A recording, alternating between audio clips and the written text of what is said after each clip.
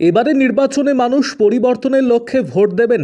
পশ্চিমবঙ্গে পরিবর্তন আসবেই, কেউ রুখতে পারবে না। মঙ্গলবার মথুরাপুরের ঐতিহ্যবাহী শ্রী শ্রী রক্ষা কালীমাতার মন্দিরে পুজো দিয়ে ভোট প্রচারে বেরিয়ে কার্যত এমনটাই দাবি করলেন মালদার মানিকচক বিধানসভার বিজেপি প্রার্থী গৌরচন্দ্র মণ্ডল। এদিন তিনি সস্ত্রীক রক্ষা কালীমাতার মন্দিরে পুজো দেন। পুজো দেওয়ার পর ভক্তদের মধ্যে লাড্ডু ভোগ বিতরণ করেন। ভোগ বিতরণ পর্ব শেষ করেই ভোট প্রচারে বের হন। মন্দির সংলগ্ন কাহারপাড়া, ধর্মটোলা, কর্মটোলা সহ বিভিন্ন এলাকায় পায়ে হেঁটে ঘুরে ঘুরে ওয়াল পোস্টারিং করেন। ভোটারদের ধরে ধরে তাদের সঙ্গে কথা বলেন, তাদের বিজেপির পক্ষে ভোট দেওয়ার আবেদন জানান।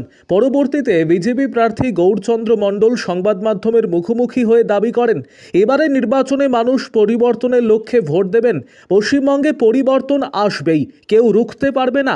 মানিকচকেও বিজেপি জিতবে, যা বিজেপিকে ঘিরে সাধারণ মানুষের উচ্ছ্বাস আবেগ দেখেই বোঝা যাচ্ছে। আরও আপডেট থাকতে আমাদের ভিডিও শেয়ার ও ফেসবুক পেজটিকে লাইক করে ফলো করে দিন। আরও আপডেট থাকতে আমাদের ভিডিও শেয়ার ও ফেসবুক পেজটিকে লাইক করে ফলো করে দিন। দেখুন, গোটা পশ্চিমবাংলায় পাল্টানো দরকার, চাই বিজেপি সরকার। পরিবর্তনের লক্ষ্যে পশ্চিমবাংলাবাসী এবার ভোট দেবে। সেই হিসাবে মানিকচক বিধানসভা স্বতঃস্ফূর্ত মানুষের উৎসাহ আনন্দ দেখে এখনই বিজেপি জিতে গেছে। আর পশ্চিমবাংলা পরিবর্তন আসছেই, কেউ রুখতে পারবে না। আমরা আজকের প্রচারের অঙ্গ আমাদের সবচেয়ে বড় জাগ্রত মথুরাপুর কাহারপাড়ায় মা রক্ষাকালীর পূজা দিলাম সকলে মিলে, সমস্ত কার্যকর্তা মিলে, এবং আমরা প্রচারে নেমে পড়লাম। মা রক্ষাকালী সবার মঙ্গল করে এবং সবাইকে ভালো রাখে এবং সকলের মনস্কামনা পূর্ণ করে। খুব জাগ্রত, প্রচুর জাঁকজমকভাবে পূজা হয় এইখানে।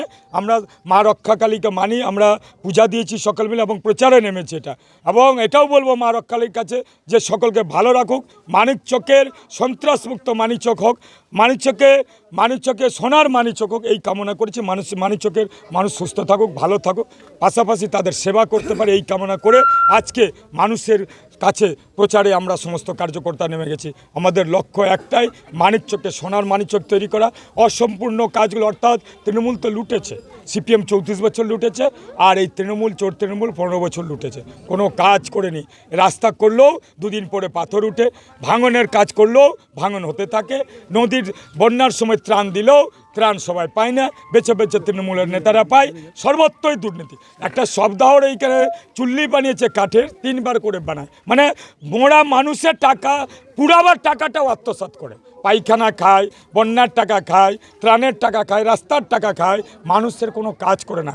থানাতে টাকা দিয়ে কাজ হয়, বিএলআর অফিসের টাকা দিয়ে কাজ হয়, মানিকচকে ঘাট দিয়ে ওভারলোড গাড়ি আসে, রাস্তা কারো মানুষ অতিষ্ঠ আছে মানিকচকবাসী, এবং সেখানে টাকা প্রতি গাড়িতে 500-600 টাকা করে, থানার আছে, নেতার আছে 500 করে। এই হচ্ছে হিটলারি মা বেটার স্বৈরাচারী সরকার, আর এইখানে জামাই শাশুড়ি স্বৈরাচারী সরকার। অর্থাৎ এদের সরকারের অবসান ঘটবে। পাশাপাশি সিপিএম 34 বছর কিছু করেনি, সিপিএম এর আগে বিধানসভায় খাতা খুলতে পারেনি, এবারও খুলতে পারবে না। অর্থাৎ এইখানে প্রতিদ্বন্দ্বী হিসাবে ভারতীয় জনতা পার্টির সঙ্গে কেউ নেই।